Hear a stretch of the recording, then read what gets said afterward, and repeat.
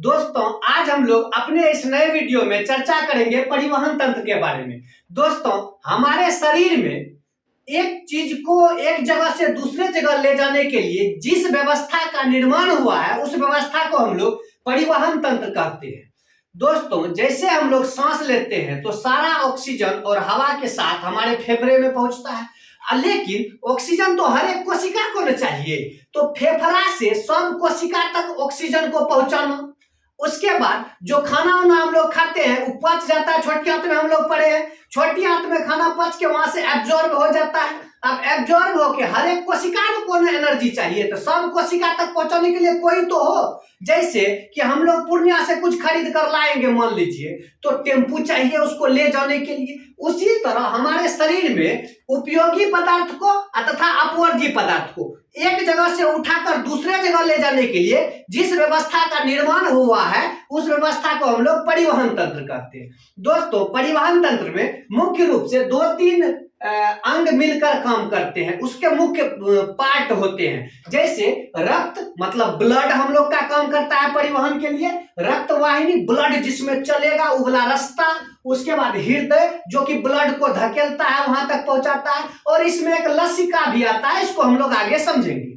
दोस्तों ये ठीक उसी प्रकार है जिस प्रकार गांव देहात में जब भोज होता है तो एक जगह खाना बन रहा होता है, हलवाई सब खाना बनाता है, और उसके बाद जहां लोग सब खाना खाने बैठता है तो इकट्ठे थोड़े पहुंच जाता है वहां खाना, तो बारीक सब बाल्टी में ले लेके पहुंचाता है कि दाल हो भात हो सब्जी हो, हर एक चीज को पहुंचाने के लिए बारीक सब होता है। तो बारीक सब ठीक परिवहन तंत्र के तरह काम करता है क्योंकि पहुंचाने का काम करता है।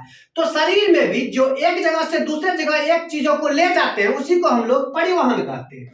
सिंपल सा फंडा समझना है दोस्तों, जैसे हम लोग खाना खाते हैं तो एनर्जी सब तो कहां पहुंच जाता है, हम लोग पढ़े हैं पाचन तंत्र में कि कैसे एनर्जी सब तो छोटी आंत के बाद एब्जॉर्ब हो जाता है। अब एनर्जी सब कोशिका को चाहिए जी, तो सब कोशिका तक एनर्जी पहुंचाएगा कौन? वो जो टेम्पू वाला काम करता है, वाहन वाला परिवहन करने के लिए, उसी को हम लोग परिवहन तंत्र कहते हैं। तो हमारा शरीर के अंदर में जो गाड़ी सब है, टेम्पू सब, सामान को एक जगह से दूसरे जगह पहुंचाने के लिए उसमें होता है रक्त मतलब ब्लड, उसके बाद रक्त वाहिनी जिस रास्ता से रक्त चलता है जिसको हम लोग ब्लड वेजल्स कहते हैं, उसके बाद हृदय मतलब हार्ट जो कि धकेलता है, उसके बाद जो है लसिका का भी काम होता है। इसमें हम लोग एक एक करके हर एक चीज के बारे में समझेंगे। दोस्तों जैसे हम लोग सांस लेते हैं तो ऑक्सीजन सब तो कहां पहुंचता है? फेफड़ा में। अब फेफड़ा से ऑक्सीजन हर एक कोशिका, तो अब मेरा हाथ अपना से सांस थोड़े लेगा, सांस तो एक ही जगह से हम लोग लेते हैं फेफड़ा से। उसके बाद हर एक जगह तो हम लोग का अंग सांस ले नहीं सकता, लेकिन ऑक्सीजन का जरूरी तो सब कोशिका का है, यहाँ से ले तक के यहाँ तक सब कोशिका ऑक्सीजन का जरूरी है। अब ऑक्सीजन सब कोशिका तक पहुंचाएगा कौन? तो यही पहुंचाने के लिए हम लोग के शरीर में परिवहन तंत्र का निर्माण है। दोस्तों अब हम लोग एक एक करके परिवहन तंत्र के सब हिस्सा के बारे में पढ़ेंगे। पहले रक्त क्या करता है, रक्त वाहिनी क्या करता है, उसके बाद हृदय क्या करता है और लसिका क्या करता है। तो पहले जो सबसे इंपॉर्टेंट पार्ट सब में एक आता है, उसमें आता है रक्त, खून, जो कि एक्चुअली में उस पदार्थ को ले जाता है, ठीक। और खून जिस रास्ता से जलता है उस रास्ता को हम लोग रक्त वाहिनी कहते हैं। वो जो नस सबसे खून चलता है उसी नस को, जो पाइप होता है उस पाइप को हम लोग रक्त वाहिनियां कहते हैं। उसके बाद हृदय जो कि खून को धकेलता है, रे जो वहां पहुंचा किया, उसके बाद आओ वापस लौट के जाओ आओ ऐसे करके चलता है। उसके बाद हम लोग लसिका के बारे में पढ़ेंगे। दोस्तों हम लोग के शरीर में जो रक्त होता है ना, वो रक्त दो चीज से मिलके बना है। सिंपल समझिए, खून जैसे ही आपको बोला जाए सिंपल समझ लीजिएगा शरबत।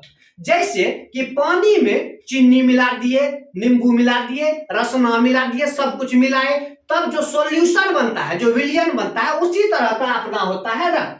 रक्त में भी दो चीज मिला है, एगो द्रव मिला है पानी, उसके बाद कण सब मिला है मतलब चीनी सब, और दो तीन प्रकार का कण सब मिला है। रक्त को मुख्यतः दो भाग में हम लोग समझ सकते हैं, एक जो लिक्विड पार्ट होता है, ठीक, और एक जो क्या कण सब होता है। तो जो द्रव पार्ट होता है उसको हम लोग प्लाज्मा कहते हैं। क्या कहते हैं? प्लाज्मा। प्लाज्मा पानी जैसा हुआ द्रव, और इसमें कण सब मिला हुआ रहता है। जैसे चीनी का कण पानी में मिला रहता है शरबत बनाने के लिए, रसना का कण मिला हुआ रहता है, उसी प्रकार। तो प्लाज्मा जो होता है, खून का 55% हिस्सा प्लाज्मा होता है। प्लाज्मा का रंग आपको पीला जैसा मिलेगा, थोड़ा थोड़ा सा बिलरुबिन सब उसमें रहता है, इसलिए उसका कलर कैसा रहता है? पीला। आप सोचिएगा सर वैसे तो खून लाल होता है, यहाँ आप बोल रहे हैं प्लाज्मा पीला, तो प्लाज्मा में पीला होता है। आप समझिए जो पानी होता है वो बिना किसी रंग का होता है, जब उसमें रसना मिला देते हैं तो ऑरेंज कलर का बन जाता है ना। उसी प्रकार प्लाज्मा होता है हल्का पीला रंग का, जब उसमें कण सब मिलाते हैं ना तो उसका रंग हो जाता है लाल। उसमें मुख्य तरह से हीमोग्लोबिन काम आता है, आगे हम देखेंगे। प्लाज्मा जो है 55% होता है। तो एक मान लीजिए ऐसे है कंटेनर, इसमें है द्रव जैसा, ये प्लाज्मा है, पीला पीला कलर का आपको मिलेगा 55%। इसमें अब ये प्लाज्मा में थोड़ा सा प्रोटीन भी मिला रहता है। 92% जो प्लाज्मा रखिएगा उसमें 92% पानी पानी, उसके बाद 6 से 8% तक प्रोटीन रहता है जो उसमें मिला रहता है। कौन कौन से प्रोटीन रहते हैं दोस्तों, वो भी हम लोग एक एक करके समझेंगे। इस द्रव के हिस्सा के बाद जो कणिका वाला हिस्सा सब होता है, कण वाला हिस्सा, उसमें आता है एरिथ्रोसाइट, ल्यूकोसाइट और बिम्बाणु। तीन को, एरिथ्रोसाइट, ल्यूकोसाइट और बिम्बाणु। एरिथ्रोसाइट को हम लोग आरबीसी कहते हैं, आरसीबी नहीं, आरबीसी, रॉयल चैलेंजर बेंगलोर नहीं, ये तो आरबीसी है, रेड ब्लड सेल्स। उसके बाद डब्ल्यूबीसी, व्हाइट ब्लड सेल्स, जिसको हम लोग ल्यूकोसाइट कहते हैं। उसके बाद बिम्बाणु, जिसको हम लोग प्लेटलेट्स कहते हैं। दोस्तों सबसे इंपॉर्टेंट अगर देखिएगा कण सब में तो आरबीसी होता है तो सब इंपॉर्टेंट है, लेकिन आरबीसी उसमें सबसे ज्यादा इंपॉर्टेंट होता है। तो ये कण सब टोटल 45%, क्योंकि 100% में 55% प्लाज्मा हो गया तो 45% कण सब बचा। उस 45% में 40% आरबीसी रहता है, लगभग 50 लाख आरबीसी छोटा छोटा कण रहता है हम लोग के उसमें घुला हुआ। तो ये पानी था, इसमें हम लोग कण घोल देते हैं। पहला कण कौन सा घोलेंगे? आरबीसी घोल दिए, ढेरी सारा 50 लाख आरबीसी इसमें रहता है। ठीक, उसके बाद ल्यूकोसाइट यानी डब्ल्यूबीसी रहता है, 1% कम में रहता है, लेकिन ये बहुत उपयोगी चीज है। उसके बाद प्लेटलेट्स 3 से 4% है, ये बहुत उपयोगी चीज है। तो तीनों चीज हम लोग मिला के जब इसमें मिल जाता है तब वो टोटली क्या बन जाता है? रक्त। अगर पूछा जाए रक्त है क्या, तो रक्त एक तरल संयोजी उत्तक है। उत्तक समझ में करते हैं, सेल सब जब मिलता है तो क्या बनता है? उत्तक। यानी ढेरी सेल सब मिला हुआ है तो ये क्या बन जाता है? उत्तक। तरल क्यों बोले? तरल मतलब फ्लूइड, जो बहता है। तो खून बहता है कि नहीं? तो फ्लूइड है, उसमें ठोस और द्रव दोनों चीज का मिश्रण है। संयोजी मतलब जोड़ने वाला, जोड़ के जो रखता है उसको बोलते हैं संयोजी। हम लोग एक एक करके प्लाज्मा के बारे में समझेंगे, उसके बाद आरबीसी के बारे में समझेंगे, डब्ल्यूबीसी के बारे में समझेंगे और प्लेटलेट्स के बारे में समझते हैं। रक्त के चारों पार्ट के बारे में क्या कैसे काम करता है। दोस्तों हम लोग देखिए कि प्लाज्मा जो है वो रक्त में लिक्विड की तरह काम करता है। इसमें जल रहता है लगभग 92%, और 4 से 8% तक जो है इसमें क्या रह जाएगा? प्रोटीन रह जाएगा। अब कौन सा प्रोटीन रहता है? इसमें 3 प्रकार का प्रोटीन मिलेगा दोस्तों, एल्ब्यूमिन, ग्लोब्यूलिन और फाइब्रिनोजिन। तीनों का अपना अपना काम होता है।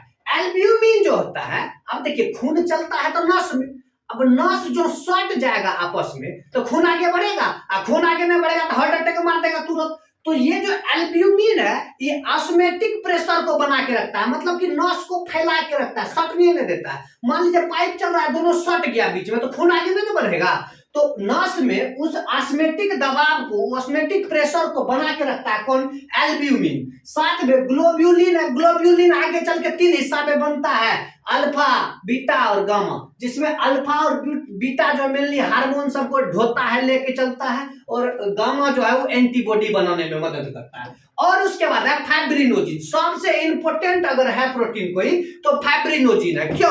क्योंकि फाइब्रिनोजिन है वही जो है खून को थक्का बनाने में मदद करता है। फाइब्रिनोजिन क्या करता है? खून को थक्का बनाने में मदद करता है। बोलेगा ये नीक चीज हुआ खून को थक्का बनाना। देखिए दोस्तों जब कट फट जाता है कहीं पर, कट फट गया, वहां से अगर थक्का खून नहीं बनेगा ना तो खून बहते रहेगा, हरा हरा हरा हरा, सब तो खून बह के पता चला कि खून देह में बचबे नहीं, क्या कोर्टी मर गया। तो खून का जमना बहुत जरूरी है। जैसे ही करता है फटाक से वहां खून जम जाता है तो वहां से खून बहना बंद, नहीं तो हल्को फल्का करता आदमी का देह का सब खून निकल जाता, सब खून निकल जाता तो ब्लड लॉस से सीधे एकदम परलोक सिधार जाता। तो उससे बचाने के लिए भगवान ने जुगाड़ दिया, क्या दिया? फाइब्रिनोजिन। तो प्लाज्मा में 3 गो प्रोटीन होता है, एल्ब्यूमिन, ग्लोब्यूलिन और फाइब्रिनोजिन। एल्ब्यूमिन क्या करता है? नस को सिकुड़ने नहीं देता है। तो ग्लोब्यूलिन में अल्फा बीटा गामा रहता है, अल्फा बीटा हार्मोन और प्रोटीन सबको ढोता है थोड़ा सा। और ये जो है गामा जो है वो एंटीबॉडी बनाने में मदद करता है। और फाइब्रिनोजिन क्या करता है? रक्त को थक्का बनाने में मदद करता है। तो ये हो गया आपका प्लाज्मा का कहानी। दूसरा दोस्तों इंपॉर्टेंट है आपका आरबीसी। आरबीसी जिसका एरिथ्रोसाइट भी नाम है। आरबीसी जो होता है वो गोल होता है और पेड़ा जैसे होता है। पेड़ा सब ने देखे हैं, गोल बना के बीच में से पिच काट दिए, उसी तरह का साइज का कौन होता है? आरबीसी। आरबीसी बहुत महत्वपूर्ण है हमारे शरीर में। वो खून में जो छोटा छोटा कण होता है, आरबीसी लगभग 50 लाख होता है हम लोग में, मानव शरीर में लगभग। और इसका निर्माण भी होते रहता है और मृत्यु भी होता है। अब निर्माण कहाँ होता है? आरबीसी का निर्माण दोस्तों अस्थि मज्जा में होता है। अस्थि मज्जा क्या है? तो हड्डी के बीच में देखते होंगे एकदम जाली जाली वाला मांस सब रहता है, उसी को होते हैं। जैसे कि कभी कभी खस्सी का मीट सब घर में आता है तो बीचल का पेड़ वाला हड्डी को करते चोसते हैं, उसको चोसने से जो बीच वाला मस्त मज्जा जैसे आता है खाने में, उसी को बोलते हैं अस्थि मज्जा। वहीं पर आरबीसी का निर्माण होता है। लेकिन जब बच्चा सब गर्भ में रहता है ना, पेट में, तब ये निर्माण यकृत या प्लीहा में होता है। प्लीहा में होता है मेन रूप से, यकृत में भी। उसके बाद दोस्तों नष्ट कहाँ होता है? तो मरता कहाँ है? तो प्लीहा में जाके मरता है। प्लीहा क्या है? तो प्लीहा इस पेट में एक छोटा सा होता है, स्पेलिन बोलते हैं इसको, वहां उसको कब्रिस्तान कहा जाता है। जहां भी आरबीसी मरता है सबको जाके कहां दफना दिया जाता है? प्लीहा में दफना दिया जाता है। दोस्तों आरबीसी में सबसे इंपॉर्टेंट रहता है हीमोग्लोबिन। हीमोग्लोबिन वही है जो ऑक्सीजन को बांध के फेफड़ा से लेके जाता है। अगर मान लीजिए हम लोग सांस लेते हैं तो सांस सब तो ऑक्सीजन पहुंचा फेफड़ा में। अब फेफड़ा से ऑक्सीजन को कौन ले जाएगा पूरा शरीर तक? तो ब्लड तो ले जाता, लेकिन ब्लड में कौन ले जाता है? आरबीसी। आरबीसी में कौन ले जाता है? आरबीसी का सबसे मेन पार्ट होता है हीमोग्लोबिन। हीमोग्लोबिन के बीच में होता है आयरन, मतलब लोहा। वो लोहा क्या करता है? 4-6 ऑक्सीजन को पकड़ लिया, चलो रे, बना लेता है। हीमोग्लोबिन ऑक्सीजन के साथ मिलकर बनाता है ऑक्सी हीमोग्लोबिन, और ढो के ले जाता है कोशिका के पास, वहां छोड़ देता है, वहां से कार्बन डाइऑक्साइड को लेके पहुंचा देता है। तो हीमोग्लोबिन का मेन काम है ऑक्सीजन को पूरा कोशिका तक पहुंचाना और कार्बन डाइऑक्साइड को वहां से उठा के फिर फेफड़ा में छोड़ देना।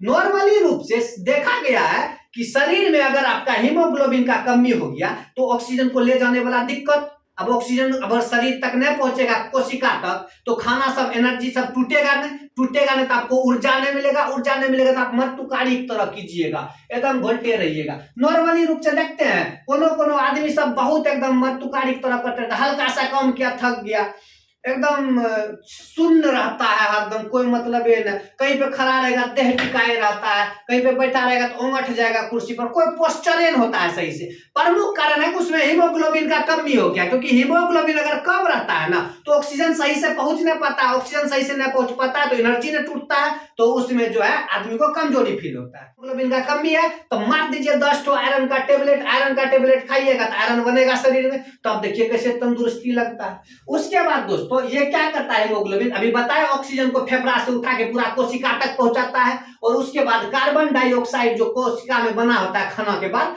उसको उठा के वापस जाके फेफड़ा में छोड़ देता है।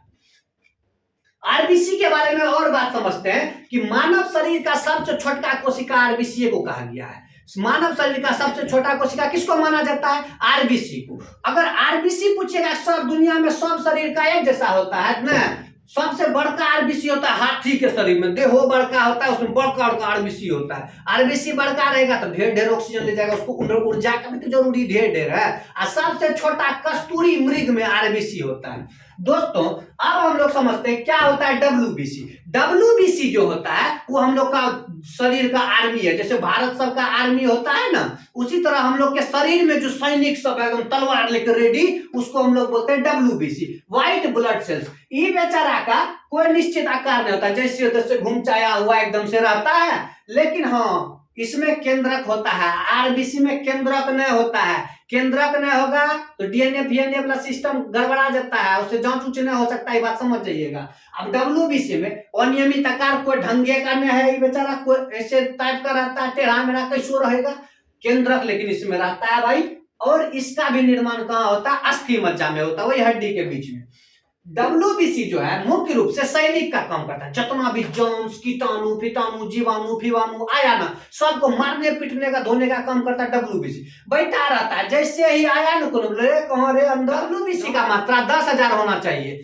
अगर आपका शरीर में WBC 10,000 के आसपास है तो कोई बीमारी जल्दी होगा ना। हल्का फल्का बुखार उखार को तो आप यूं झाड़ दीजिएगा। वैसे भी बुखार उखार होता है तो मौसम में हम लोग सर्दी उर्दी होता है तो इससे गर्म उर्म पानी पी के खेप लेते हैं और तुरंत छूट जाता है, क्योंकि WBC है जी अंदर में। सैनिक का कौन जरूरी है सब चीज में दवाई खाने का। उसके बाद देखिए तो WBC बना के रखिए शरीर में, सब बीमारी से अपने लड़ जाएगा। सर्दी बुखार खांसी में तुरंत टेबलेट खाने का जरूरी नहीं है। तो हल्का फल्का माथा में दर्द हुआ तुरंत मार लिया कॉम्बी फ्लम देहात में दर्द तुरंत। अरे भाई WBC, तो इसका निर्माण WBC का कहाँ हुआ? अस्थि मज्जा में। WBC मुख्यतः जो प्रकार होते हैं antibody, lymphocyte, monocyte, eosinophil, neutrophil, basophil. इसमें 3 को मेन है, एंटीबॉडी, लिम्फोसाइट, मोनोसाइट। एंटीबॉडी जो है यही बीमारी को चिन्हने का काम करता है। कोनो बीमारी आ गया, मलेरिया इधर उधर, लड़े बीमारी है, ये लगता है बीमारी के जैसे, तो उसको देख लेता है एंटीबॉडी।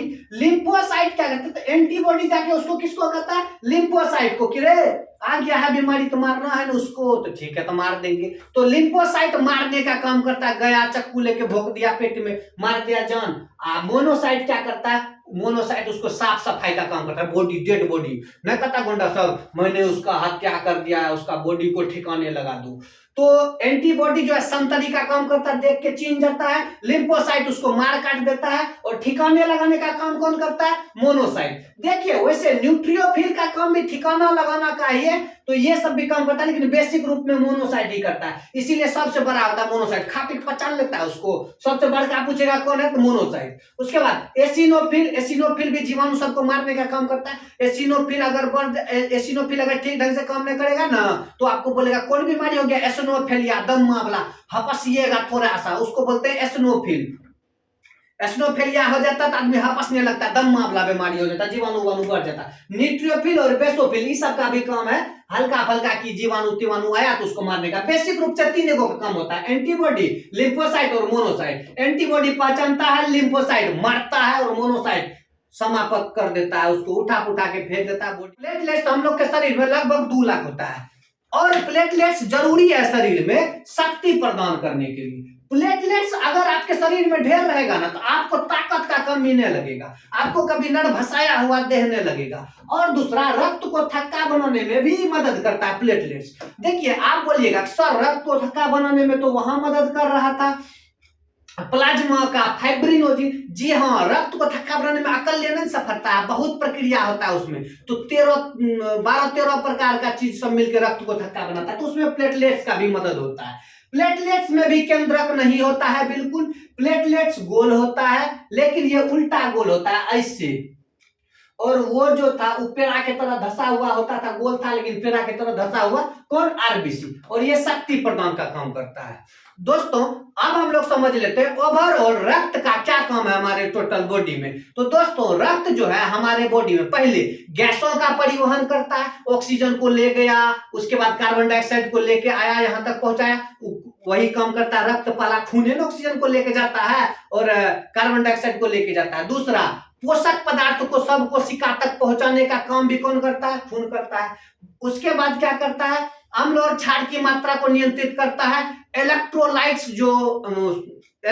होते हैं, सोडियम प्लस, पोटेशियम प्लस, ये सब चीज को नियंत्रित करता है। रक्तचाप को भी नियंत्रित करने में मदद करता है। ये सब मिलकर टोटली जो है हमारे बॉडी में परिसंचरण तंत्र के काम में आते हैं। दोस्तों अब हम लोग समझेंगे क्या होते हैं रक्त वाहिनी, और हार्ट के बारे में समझेंगे, और हम लोग लसिका के बारे में समझेंगे।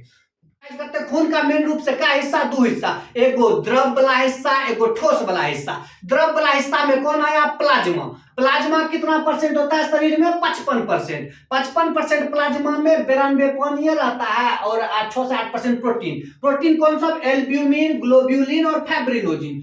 एल्ब्यूमिन ऑस्मोटिक दबाव बना के रखता है, नस सबको सिकुड़ने नहीं देता है। ग्लोब्यूलिन में अल्फा और बीटा ढोने का काम करता है, मतलब हार्मोन सबको ले जाने लाने का काम करता है। और गामा जो है एंटीबॉडी बनाने में मदद करता है। फाइब्रिनोजिन जो है रक्त को थक्का बनाने में मदद करता है ताकि खून बेसी न बह जाए, खून बहबे न करे वहीं पे जम जाता है फाइब्रिनोजिन। उसके बाद ये तो द्रव वाला हिस्सा हो गया। ठोस वाला हिस्सा में 3 को आता है, RBC, WBC, platelets. RBC, WBC, platelets.